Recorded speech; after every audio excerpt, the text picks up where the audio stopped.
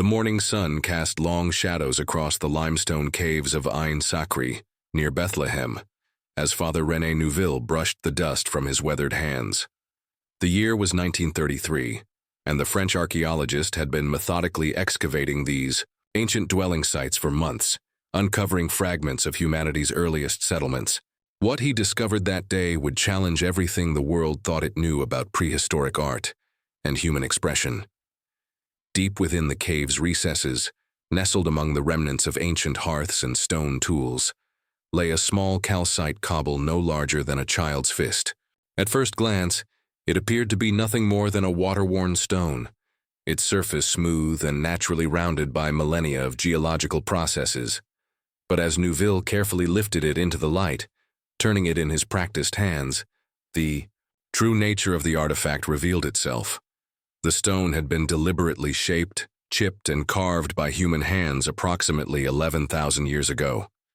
What emerged from the natural contours of the calcite was unmistakably the figure of two people locked in intimate embrace, their bodies intertwined in the most fundamental act of human connection.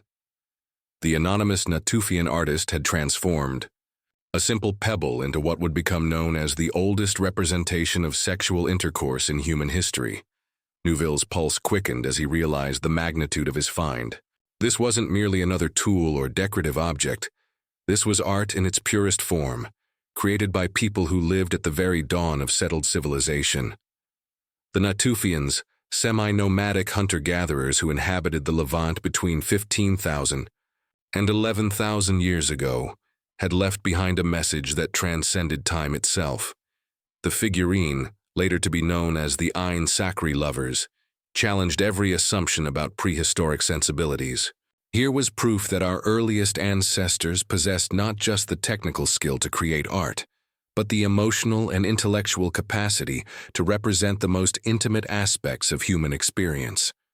The work demonstrated a sophisticated understanding of human anatomy and emotion, captured in just a few deliberate strikes of stone against stone. As word of the discovery spread through the archaeological community, experts struggled to contextualize its significance. This wasn't crude graffiti or primitive symbolism. This was sophisticated artistic expression that spoke to universal human experiences. The figurine would eventually find its way to the British Museum, where it continues to captivate visitors and researchers alike, standing as testament to the continuity of human passion across the millennia.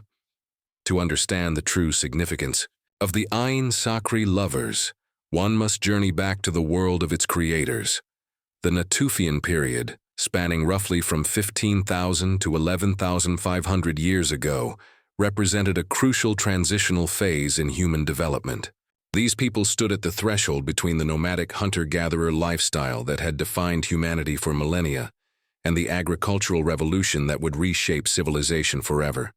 The Natufians inhabited a landscape vastly different from today's arid Middle East. The region enjoyed a more favorable climate, with abundant rainfall supporting lush forests and grasslands. Rivers flowed year-round, supporting rich ecosystems that provided ample resources for human habitation. It was in this environment of relative abundance that the first permanent settlements began to emerge, fundamentally altering the human relationship with landscape and community. Archaeological evidence suggests that Natufian society was remarkably sophisticated for its time. They constructed elaborate burial sites, complete with grave goods and ceremonial arrangements that spoke to complex spiritual beliefs. Their tool technology was advanced, featuring finely crafted microliths, small, precisely shaped stone implements that could be hafted onto wooden or bone handles to create composite tools of remarkable efficiency. But perhaps most significantly, for our story, the Natufians appear to have been among the first peoples to develop what we might recognize as leisure time. Their successful adaptation to their environment, combined with seasonal abundance, created opportunities for activities beyond mere survival. It was during these moments of respite that art began to flourish. Not just functional objects, but items created purely for aesthetic or spiritual purposes. The caves of Ain Sakri served as one of many seasonal camps where Natufian groups would gather during certain times of year. These gatherings were likely occasions for complex social interactions, trade, storytelling, ritual ceremonies, and the formation of bonds that would sustain communities through leaner times. It was in this context of social intimacy and cultural exchange that the lovers figurine was created.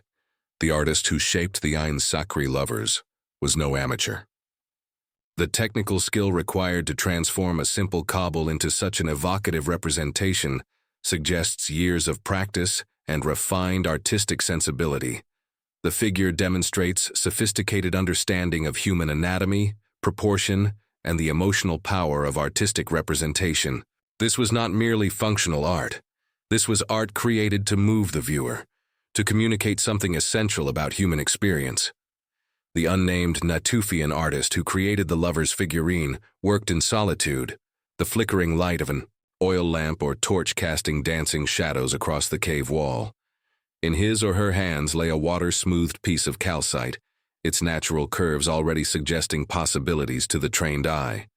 With tools made from harder stone, perhaps flint or obsidian, the artist began the painstaking process of revelation. Each strike had to be precise. Unlike clay or wood, stone offered no opportunity for correction.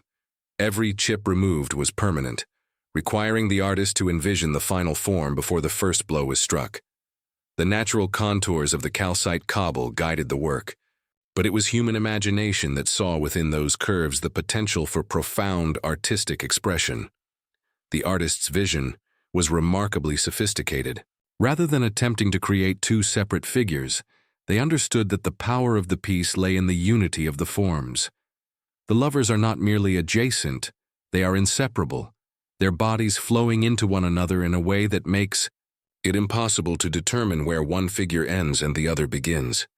This artistic choice speaks to a deep understanding of the subject matter, suggesting that the creator had experienced or observed the kind of profound intimacy they were attempting to represent. The technique employed reveals considerable artistic maturity. The artist used the natural weight and balance of the stone to create a piece that feels dynamic, even in stillness.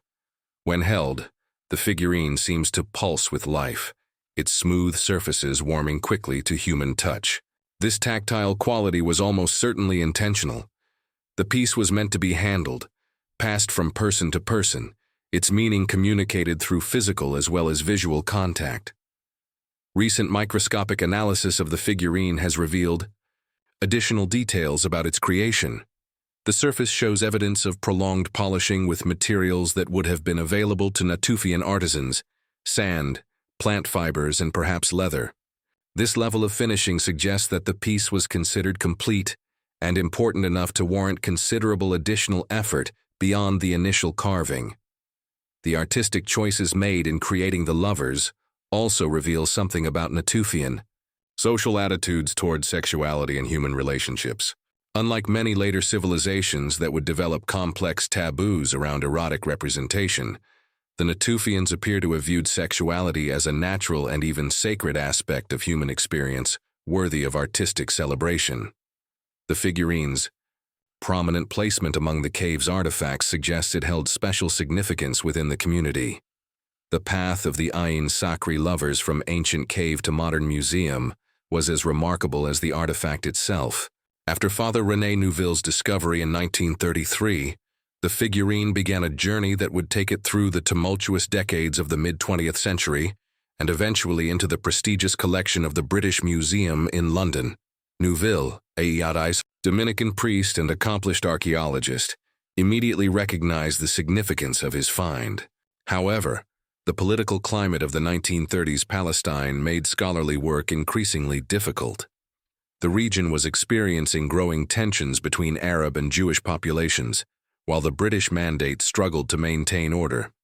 Despite these challenges, Neuville continued his meticulous documentation of the Ain Sakri site, eventually publishing his findings in academic journals that brought international attention to the discovery.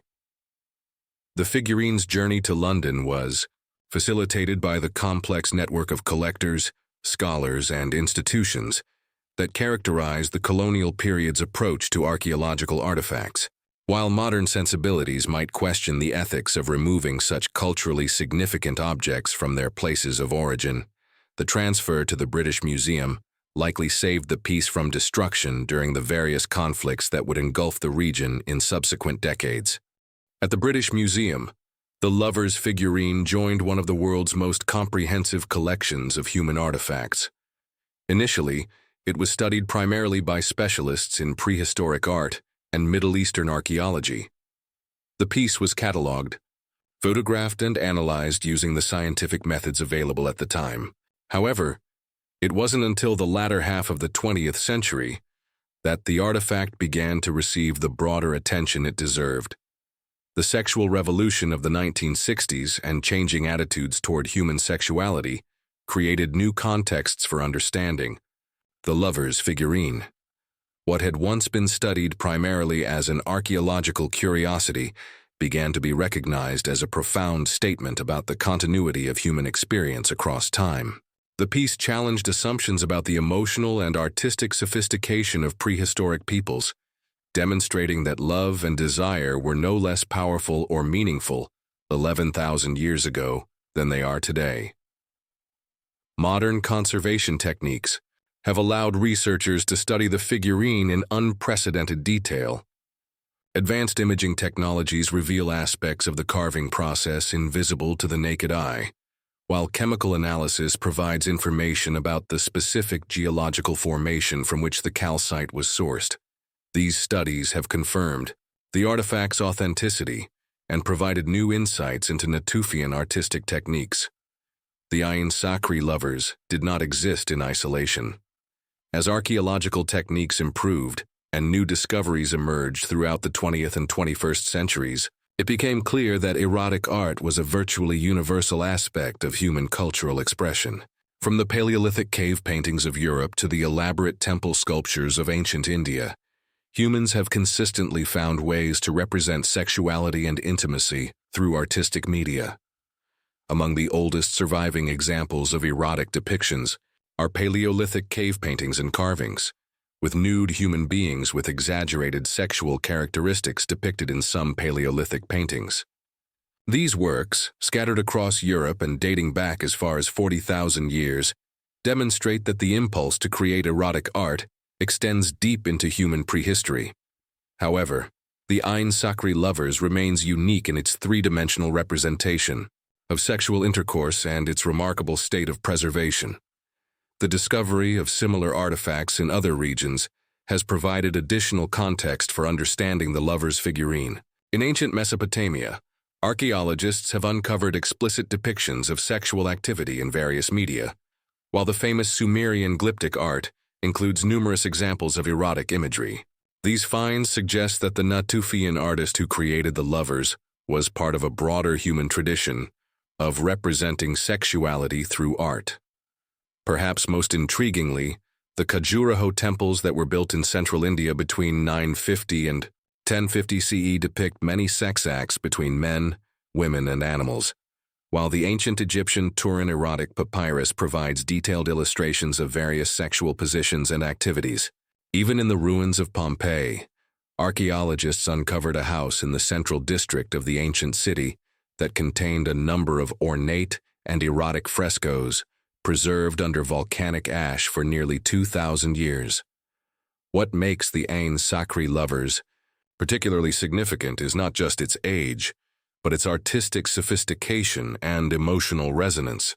While many ancient erotic works focus on explicit sexual imagery, the Lovers figurine captures something more subtle and powerful: the emotional intimacy that underlies physical connection. The intertwined figures suggest not just sexual activity, but genuine affection and mutual tenderness. The global context also reveals interesting patterns in how different cultures have approached erotic art. Some civilizations integrated such imagery into religious and spiritual practices, viewing sexuality as a sacred aspect of human experience. Others treated it as entertainment or education, while still others developed complex taboos that relegated such representations to private or forbidden spheres. The Natufian approach, as evidenced by the Lovers figurine, appears to have been remarkably open and celebratory. Today, the Ain Sakhri lovers stands as more than just an archaeological curiosity. It represents a bridge across time that connects modern humanity with our earliest ancestors. About 11,000 years ago, a human hand shaped and chipped this beautifully rounded pebble into one of the most moving objects in the British Museum, showing two naked people literally wrapped up in each other.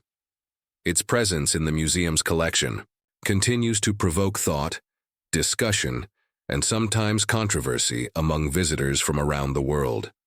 The figurine's impact extends far beyond academic circles. It has inspired artists, writers, and philosophers to reconsider fundamental assumptions about human nature and cultural development. The piece challenges the notion that our ancestors were somehow less emotionally sophisticated than modern humans, demonstrating instead that love, desire, and artistic expression have been constant companions throughout human history. In recent years, the lover's figurine has taken on new significance in discussions about gender, sexuality, and human rights. Some scholars have noted that the intertwined figures make it difficult to determine their respective genders, leading to speculation about whether the piece might represent same-sex intimacy or a deliberately ambiguous representation of universal human connection. These interpretations, while impossible to verify, highlight the figurine's continued relevance to contemporary social and political discussions. This enduring work of art speaks to us and our passions, just as it did to its creator 11,000 years ago, demonstrating the timeless nature of human emotional experience. The piece serves as a powerful reminder that despite technological advances and cultural changes, the fundamental aspects of human nature remain remarkably consistent across time. The conservation and study of the lover's figurine also represents evolving approaches to archaeological ethics and cultural heritage. Modern museum practices increasingly emphasize the importance of context, provenance, and cultural sensitivity in the presentation of artifacts. While the figurine remains in London, there is growing recognition of the need to make such treasures accessible to global audiences through digital technologies and traveling exhibitions. Perhaps most importantly, the Ain Sakhri Lovers continues to fulfill its original purpose, to move and inspire those who encounter it. Whether viewed as artistic achievement, historical document, or testament to human universality, the figurine carries within its calcite form a message of profound significance. It reminds us that love, desire, and the impulse to create beautiful things are not modern inventions, but ancient aspects of what it means to be human. As we face the challenges of the 21st century, the lover's figurine offers a unique perspective on human resilience and continuity. Its anonymous creator could never have imagined that their small work of art would survive 11 millennia to speak to future generations. Yet its message remains clear. Across the vast expanses of time and cultural change, the human heart remains fundamentally unchanged. In our capacity for love, intimacy, and artistic expression, we remain connected to our earliest ancestors in the most profound way possible. The story of the oldest erotic art in human history thus becomes a story about the oldest human stories: love, desire, creativity, and the irrepressible impulse to leave something beautiful behind for future generations to discover and cherish.